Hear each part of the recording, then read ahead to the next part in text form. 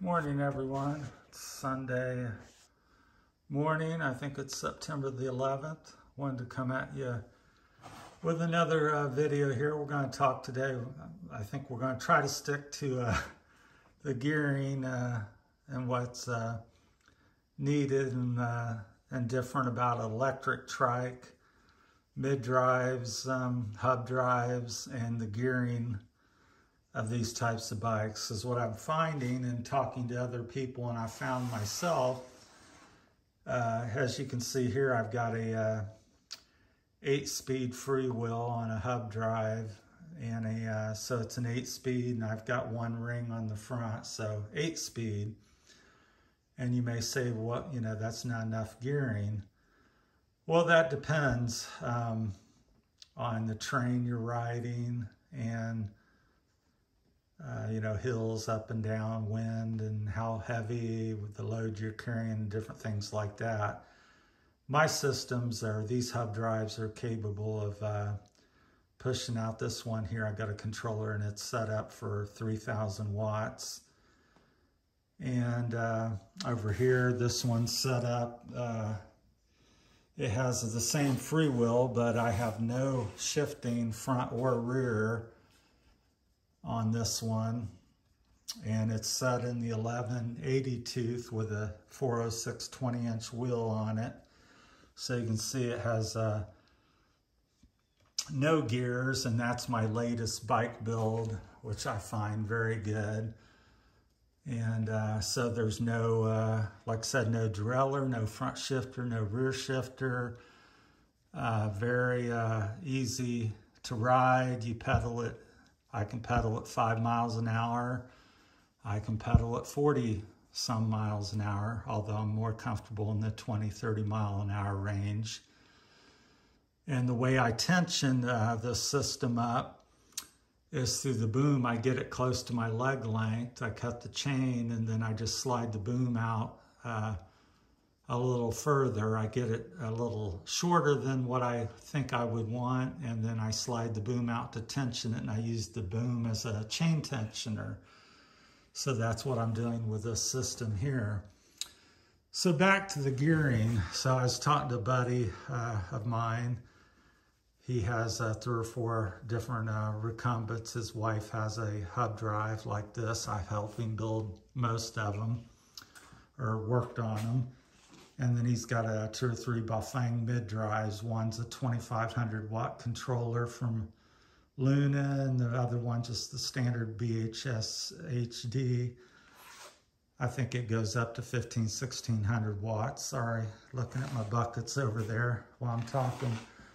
So come back over here and we'll just sit down and look at some of these bikes. So, and he's got a roll-off system that he's paid $1,400 for. They've, you know, it's got different people have the pinion drive on the front, slump drive, all these different gearing systems, and of course it's expensive. So how many do you need? Well, me and him were talking, and what I find, especially as you go to the higher power stuff, and in general, electric bikes, in my humble opinion, you need less gearing.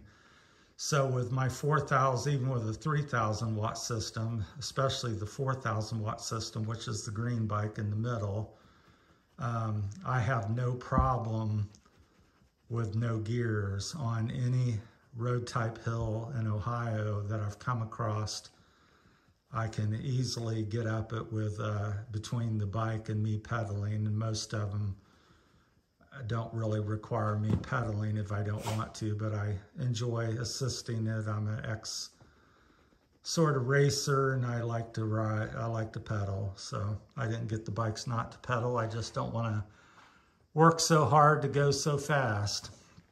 So that's where I'm at in my situation at 60 years old with my health issues. But I still like to ride far and fast like I used to, and so this enables me to do it. So he was discussing on his next build, he just bought a Trike Wild one, And he had, like I said, 2 roll-off systems, and I think they're like $1,600 a piece. And I'm just like, so, and then he had 2 or 3 rings on the front times the 14, whatever that ends up being, you know, 27, 30 some gears. And I'm like, well, how many do you really use? And he felt like maybe 3 to 6 is his, you know, how many times these shifts are really required to use. And I kind of tend to agree. I think 7, 8 speed is plenty for almost any electrical system, because again, you have, you know, even at 250 watts or 500 or 750, which is more common, that's a lot of assistance, you know, to you. So I just think the gear, you know, so I would not be so concerned about having 3 rings on the front. To me, the electrical opens the door to allow you to, you know, you're going to spend more money on your motor and batteries and stuff. So why have all the complication of a roll-off hub? It's a great hub. I've owned 4 or 5 of them. You know, it is what it is. But for the $1,400, well, you can get 1 or 2 batteries. Just depends on the batteries you buy.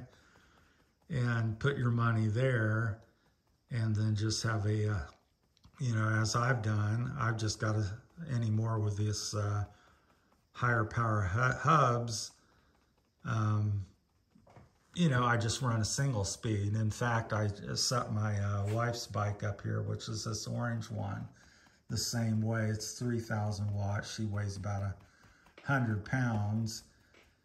And I didn't really say much about it. It's got a shifter on it, but that's from, it doesn't work because that was the rear shifter. But so you can see no front derailleur on any of them, no rear derailleur on these 2, and the other one has a working rear derailleur, the yellow one over there.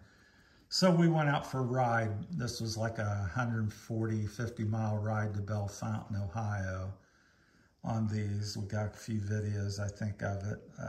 I'm not sure if we did a video series on, yeah, I believe we did. And she come back and I said, well, what do you think about that? You know, the system. I said, because we rode some of the roads going up, and Belle Fountain has some substantial hills because they have a ride up there. It's considered like the highest point in Ohio, and I think they call it the top of Ohio. So there's some serious hills, and she's got a 3,000 watt system, and she's about 100 pounds, a little under 100. And we got back, I said, so what do you think of this? Because she, you know, has always shifted and had, at least always had a working rear derailleur and cassette. And I said, so what do you think of your system today? Or did you have any difficulties? And her report back to me was, no, she thought it was very simplistic and easy, and she doesn't miss it at all. At no point did she feel like she needed to shift or had a desire to shift. She was always comfortable pedaling at whatever speed, slow or fast. And our slow and fast is anywhere from 5 miles an hour to 30 and 40 miles an hour. These bikes are capable of going into their 40s. So each bike here will do low to mid 40s. The green one's the fastest. It's the 72 volt. I think it will do, tops out around 45, 46, and the other 2 will do 42, 43 most comfortably. Like I said, that may vary a couple miles each bike, different days, but the 72 volt system goes about 2 or 3 miles an hour than a 62 volt, all things being equal. They all have the same wheels and hubs and things like that. So, but anyhow, back to the gearing. So that's something I would encourage all of you to consider when you're looking at it, not to be so worried about the gears. Although on him, like I said, as the power goes down, then gearing's a little bit more of an issue, but I still feel even with like a 750 system, I think 8-speed is plenty, if not still too much. And I do realize the mid drives, which are up here, would be on a trike, which would be up on the boom. They would be, you know, you go through your gearing, that's the advantage of them.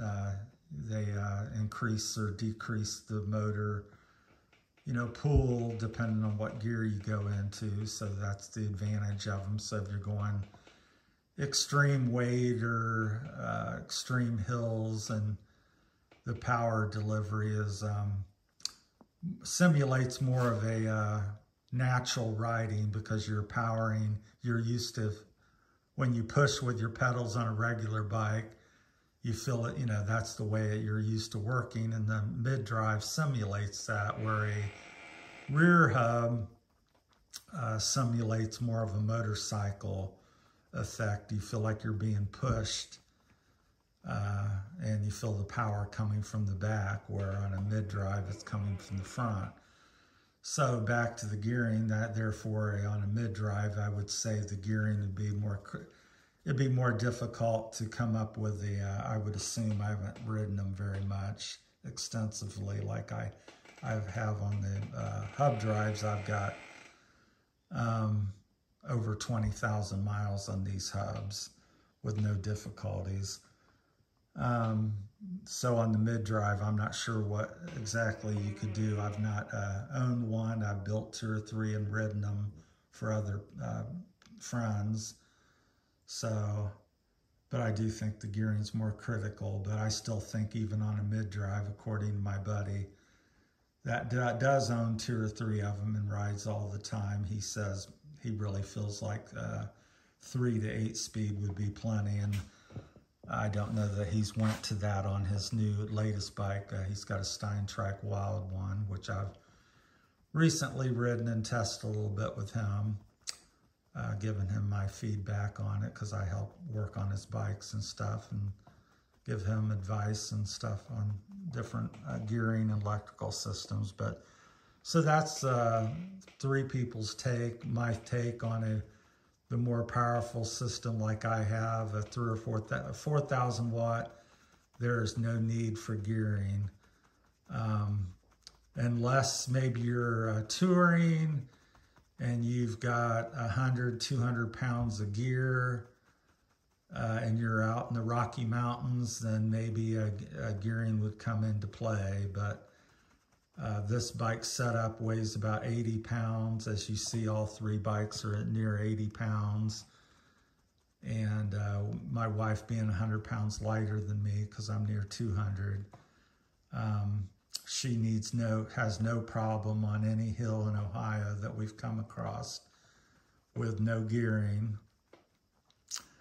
And a good thing, again, in a pinch, which I've done when I've had some issues with something breaking down electric wise, had a throttle go out. What you can do on this, because people say, what, you know, because it's obviously an 11 tooth, because this DNP free wheel has an 11. We'll go back here and look at it. It's a small one. That's why I got the DNP brand. They come with 11, I think 34 high, so it's a nice range. So what I would do, and have done in a pinch, is I loosen up the boom, take the chain and manually put it up in the 34 or whatever, one of the bigger gears, take the boom back out to retension the chain, because again, that's how I tension the chain, is through the boom. Yes, it's going to change your leg length a bit, but it's still doable to ride home. And so you can put it in the 34, push your boom back out, and so it's going to be a little more cramped. But in emergency, you could use that to ride down to the next road, or ride home if you're close enough, or, you know, ride somewhere where you can get some help, a neighbor's house or store, and still move your bike. Because in 11, 70, 80 tooth, hers is a 70, and both of mine are 80s, very difficult to impossible to really push it very far, even on flat ground. So that's how I solve the issue if something breaks and I have to ride. So that's my time. If you have any questions or comments, feel free to shoot me out a comment, and we'll get back with you later. Thanks for watching.